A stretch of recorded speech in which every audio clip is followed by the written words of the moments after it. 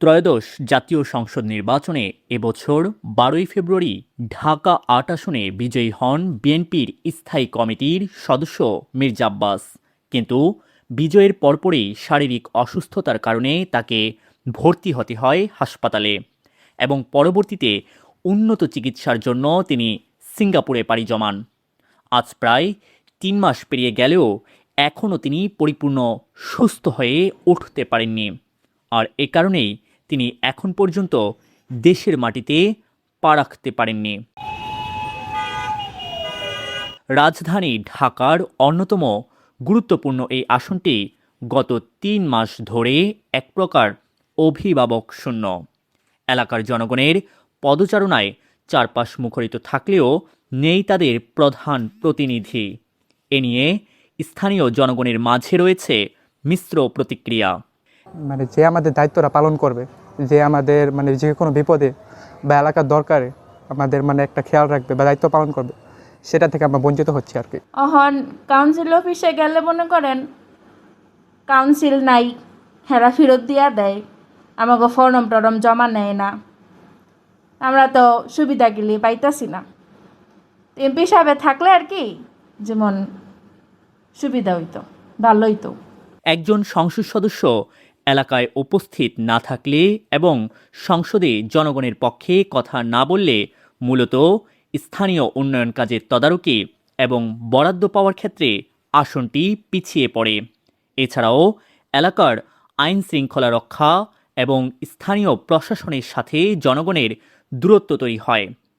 একই সাথে বাজেট অধিবেশনে বা জাতীয় পলিসি তৈরিতে এই আসনের জনগণের দাবি ও সমস্যার কথাগুলো সংসদে উত্থাপিত হয় না।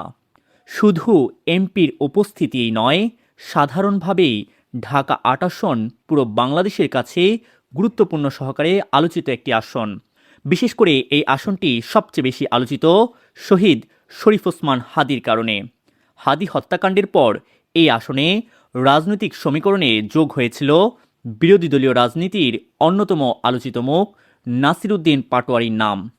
ঢাকার প্রাণকেন্দ্রে এই আসনটির অবস্থান হওয়ার কারণে চাঁদা, ফুটপাত দখল, প্রভাব বিস্তার সহ বেশ কিছু নেতিবাচক দিককে কেন্দ্র করে আসনটি বরাবরের মতোই বেশ আলোচিত ও সমালোচিত। ঢাকা ৮ এই ৩ মাসে কি আসলে কোনো পরিবর্তন হয়েছে নির্বাচনে, নাকি আগের মতোই আবারও দেখতে পাচ্ছি? আগের মতোই, উনি না থাকাকালীন যা ছিল এখন তাই দেখা যাচ্ছে। উনি তো আর কোনো বিশেষ নিয়ম পালন করতে পারেনি। আসছিল, হঠাৎ করে অসুস্থ হয়ে আবার চলে গেছে। উনি আগে যা ছিল এখন তা হচ্ছে, উল্টা আরও এখন বেড়ে গেছে।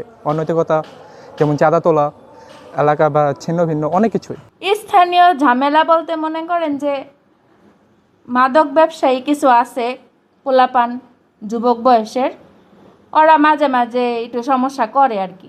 রাত বিরাইতে আমরা নিজেকে নিরাপদ মনে করি না। তবে জনগণের প্রত্যাশা, ঢাকা ৮ আসনের নবনির্বাচিত এমপি মির্জা আব্বাস সুস্থ থাকলে এবং এই আসনে তার দক্ষ রাজনৈতিক হাতের ছোঁয়া পেলে সকল নেতিবাচক দিক কিংবা সমালোচনায় উতরে যাওয়া সম্ভব হতো।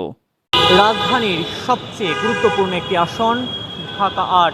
তবে ত্রয়োদশ জাতীয় সংসদ নির্বাচনের পর গত ৩ মাস যাবৎ এই আসনে নির্বাচিত সংসদ প্রতিনিধি থাকলেও তিনি বাংলাদেশের মাটিতে উপস্থিত নেই অসুস্থতাজনিত কারণে। তবে জনগণের প্রত্যাশা খুব শীঘ্রই তিনি সুস্থ হয়ে দেশের মাটিতে ফিরবেন এবং জনগণের কণ্ঠস্বর হয়ে ঢাকা ৮-এর মানুষের পক্ষে জাতীয় সংসদে আওয়াজ তুলবেন। Mamun Khan, the daily campus, Dhaka.